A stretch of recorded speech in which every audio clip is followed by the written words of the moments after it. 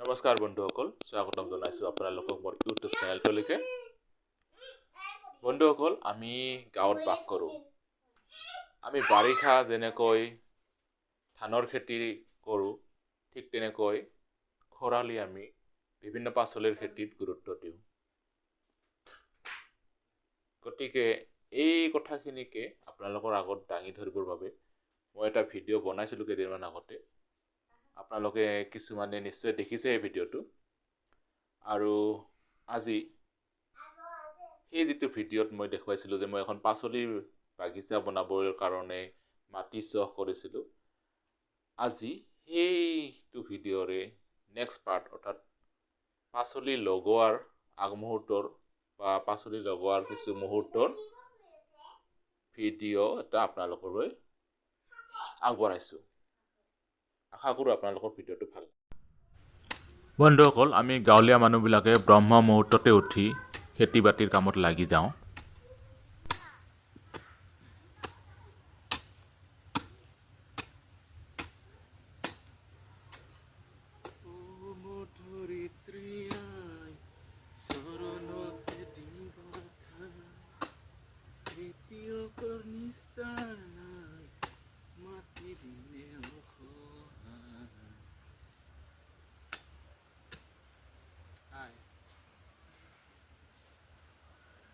এয়া হ'ল আমাৰ বৰলাই খেতিৰ প্ৰিপাৰেশ্যন।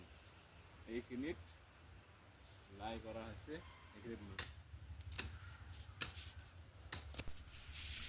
পাচলিৰ খেতি কৰিবৰ বাবে প্ৰথমতে মাটিখিনি চহাই লোৱাৰ উপৰিও কোদালেৰে চহ কৰি আমি এটা সৰু সৰু ঢিপ বনাই লওঁ, অৰ্থাৎ চিড বেড বুলি ক'ব পাৰে আধুনিক ভাষাত।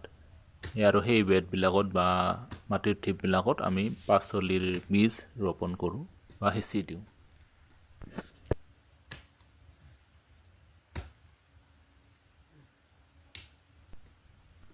ইয়াত দেখিছে আপোনালোকে এটা মাটিৰ ভেটি বা ঢিপ বা চিড বেড তৈয়াৰ হ'ল। এনেকৈ বিভিন্ন চিড বেড তৈয়াৰ কৰি তাত বীজবিলাক সিঁচি দিয়া হয় আৰু পিছত সেই বীজবিলাক অংকুৰিত হৈ উঠে আৰু সাৰ পানী পোৱাৰ পিছত বিভিন্ন শাক পাচলিলৈ পৰিণত হয়।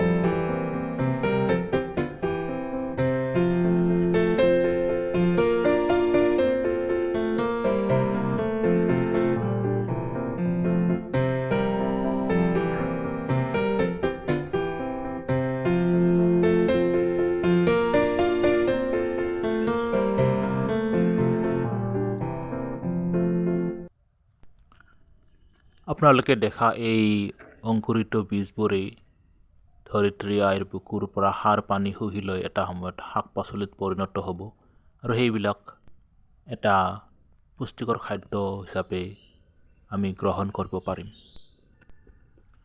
যদি আপোনালোকে আজিৰ ভিডিঅ'টো চাই ভাল পালে, তেতিয়াহ'লে এই ভিডিঅ'টো লাইক আৰু শ্বেয়াৰ কৰিব, লগতে আমাৰ চেনেলটো ছাবস্ক্ৰাইব কৰিবলৈ নাপাহৰিব। আজিলৈ সামৰিছোঁ। ধন্যবাদ।